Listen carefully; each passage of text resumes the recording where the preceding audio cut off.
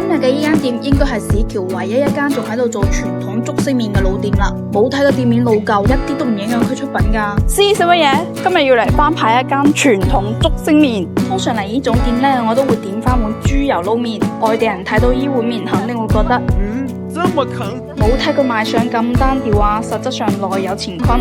趁住個豬油仲有餘溫，再撈一撈，簡直就係濃郁與清爽嘅奇妙平衡，每一啖都充滿層次分明嘅口感。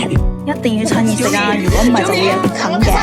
跟住我仲點咗碗牛腩雲吞麵，個人真係勁中意呢個牛腩，有筋有腩，炆到超入味。個麵呢係爽口彈牙嘅嗰種，你食唔出有鹼水味噶。老細話落咗鹼水，但好少。湯底呢就係好傳統嗰種大地魚湯底，仲會帶啲蝦嘅鮮甜。